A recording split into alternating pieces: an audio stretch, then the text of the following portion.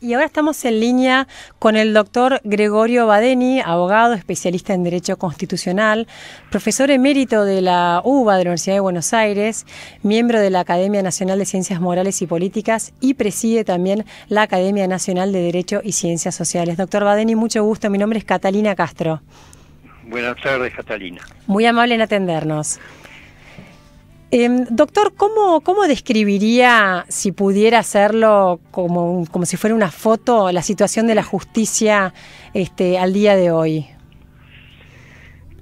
Hay una intensa relación de tensión, más de tensión, quizás de presión del Poder Ejecutivo sobre el Poder Judicial, con el propósito de poder ubicar personas que sean que compartan la idea política del gobierno actual en el ámbito del poder judicial, ¿no? Uh-huh. Lo cual hasta ahora lo hicieron, pero en forma muy parcial, pero con la reciente sanción de la ley que determina cómo se designan los jueces subrogantes, y aprovechando la mayoría que el oficialismo tiene en el Consejo de la Magistratura, porque conforme a esta ley los jueces subrogantes son nombrados por el Consejo de la Magistratura, se están empezando a llenar la cerca de 100 vacantes de jueces que hay en el Poder Judicial con personas afines al gobierno, ¿no? Uh-huh. Uh-huh. Para alguien que no entienda mucho de los tecnicismos de la justicia y el derecho, ¿qué es un juez subrogante? El juez subrogante se nombra en aquellos juzgados que no tienen un juez natural. Es decir, el juez natural es aquel que es nombrado por el presidente con acuerdo del Senado, previa elevación de una terna al presidente para que elija entre ellos a su candidato. Cuando un juzgado está vacante por muerte, por separación del juez, por renuncia, uh-huh, antes de proceder a nombrar un juez definitivo, se suele nombrar un juez subrogante, uh-huh, para que se haga cargo de ese juzgado. Uh-huh. Normalmente las designaciones, tal como se hacían con la anterior ley, recaían sobre jueces de ese fuero, jueces que ya tenían acuerdo del Senado, sí, y que quedaban con 2 juzgados a su cargo, ¿no? Uh-huh. Y solamente en casos en que no se pudiera utilizar este procedimiento se acudía a los conjueces, ¿no? Uh-huh, que son designados por el Poder Ejecutivo con acuerdo del Senado. Uh-huh. Con esa nueva ley se le dio al Consejo de la Magistratura la facultad de nombrar jueces, y llama la atención porque en ningún momento la Constitución le otorga esa atribución al Consejo de la Magistratura. Claro. Lo que tiene que hacer el Consejo de la Magistratura es seleccionar candidatos, pero no nombrar jueces. Claro. Por más que esos jueces hayan sido preseleccionados o subrogantes hayan sido preseleccionados por el Poder Ejecutivo con acuerdo del Senado. Claro. Por eso dicen que quizás una de las primeras irregularidades, y ya metiéndonos específicamente en el caso del juez Cabral, una de las primeras irregularidades es la misma ley, ¿no? Que sería inconstitucional, la ley por la cual lo remueven de su cargo. No, yo creo que un juez subrogante puede cesar en cualquier momento. Uh-huh. Cesa por de pronto cuando se nombra un juez definitivo. Uh-huh. Acá lo que no hubo durante varios años es voluntad del Poder Ejecutivo en nombrar jueces como manda la Constitución. Por eso tenemos cerca de 100 vacantes. Claro. Que ahora precipitadamente se cubren acudiendo a estos conjueces, a esta lista de conjueces adictos al oficialismo que fue aprobada por el Senado. Uh-huh. Y eso son todos abogados, es decir, no es gente que se desempeña en el Poder Judicial. Claro, no han hecho carrera en el Poder Judicial. No han hecho carrera. No, yo no digo que un abogado no pueda ejercer la magistratura, pero no es nuestra tradición. Claro, claro. Y entonces, doctor, ¿por qué dice el juez Cabral que es inconstitucional lo que han hecho con su cargo? Yo creo que él se debe estar refiriendo a una desviación de poder. Uh-huh. Es decir, todo esta ley que le otorga las facultades al Consejo de la Magistratura y la rapidez con que se procedió a nombrar a los conjueces, uh-huh, es evidente que no responde al propósito de cubrir las vacantes para un funcionamiento más eficiente del Poder Judicial, sino acudir a la cobertura de vacantes para contar con gente que sea afina al pensamiento político del gobierno, nada más que por eso. Entonces, eso se llama desviación del poder. Se dice que la norma se sanciona para alcanzar el objetivo A, pero en realidad lo que busca es el objetivo B. Claro, está bien. ¿Esta ley podría ser derogada en un próximo gobierno con una composición distinta del Congreso, por ejemplo? Y sí, seguramente, seguramente. Sí, hay una composición sí, distinta, ¿no? Usted en las dos cámaras, ¿no? Sí. Buenas tardes, doctor Badeni, mi nombre es Elisa. Buenas tardes, Elisa. Ahora, lo que parece haber de fondo es como esta especie como de puja entre el Poder Ejecutivo y el Poder Judicial que usted recién explicaba, y la sensación que le da a la sociedad últimamente, o que por lo menos venimos viendo nosotros, es que el Poder Judicial ha logrado frenar, digamos, ciertos embates o ciertas atribuciones que tomaba el Poder Ejecutivo. ¿Le parece que en este caso va a suceder lo mismo, que el Poder Judicial se va a plantar como para marcarle un poco más la cancha al Poder Ejecutivo? Bueno, esa es la función del Poder Judicial, en definitiva, controlar al órgano ejecutivo y al legislativo para que no incurran en un ejercicio abusivo del poder. Es una de las grandes técnicas creadas por el constitucionalismo. Claro. Ahora, el Poder Judicial se mantiene firme. Vamos a ver si puede aguantar esa firmeza, porque este gobierno, hay que reconocerlo, de que desde el año 2003, paulatinamente fue desarrollando una campaña para debilitar al Poder Judicial, ¿no? Sí. Y ahora, en fin, la ha incrementado sensiblemente.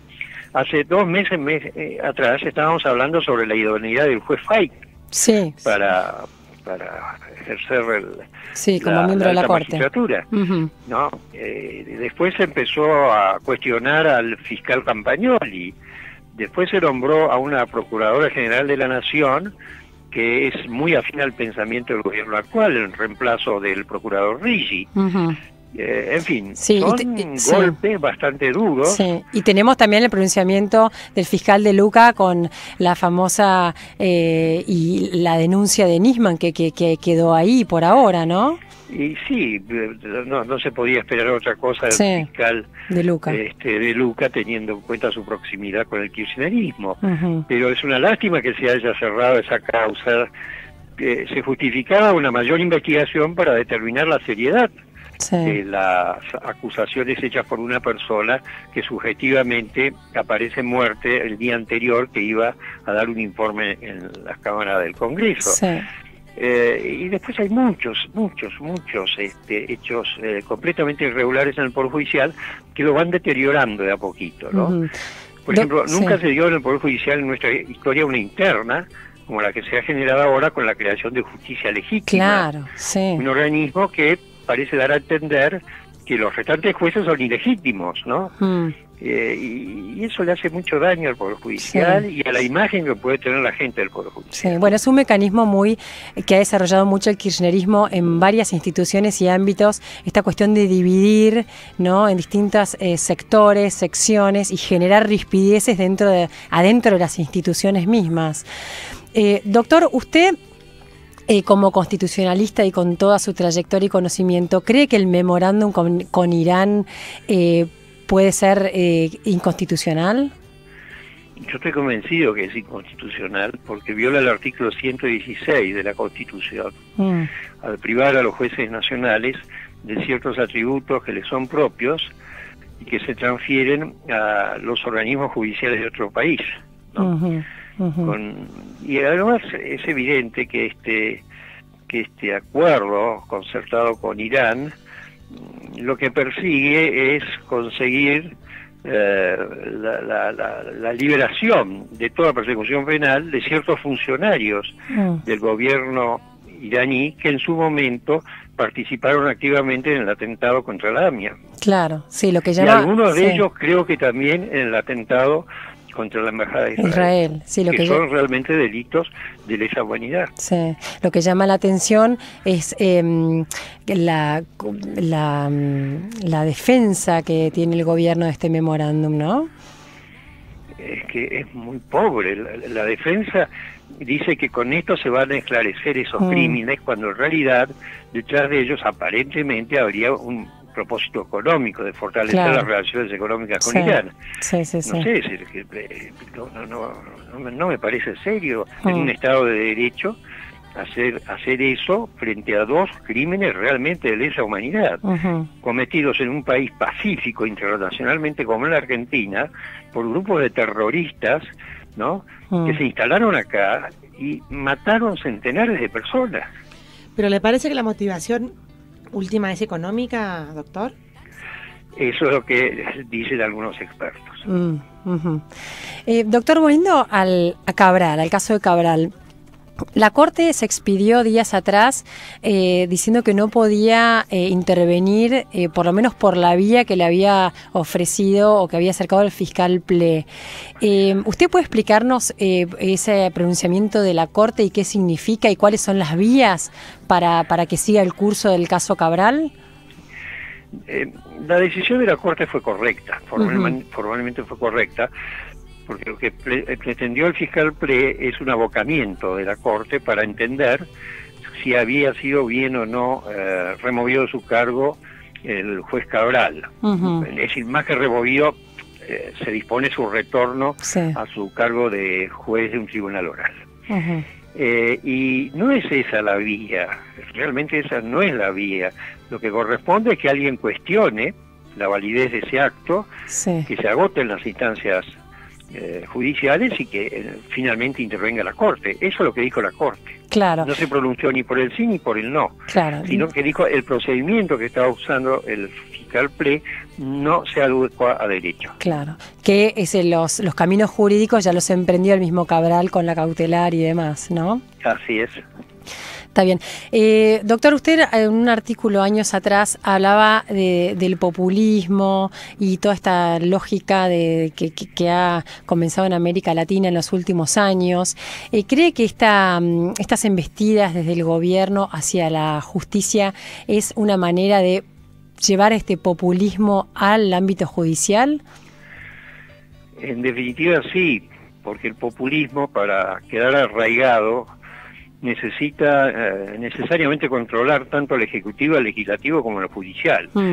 Tanto el Legislativo como el Judicial deben ser simples apéndices del Poder Ejecutivo, ¿no? De ese caciquismo que se pretende ejercer por encima de todas las reglas jurídicas. La ley es lo que el cacique dice que es ley y nadie lo puede controlar, y menos aún un juez.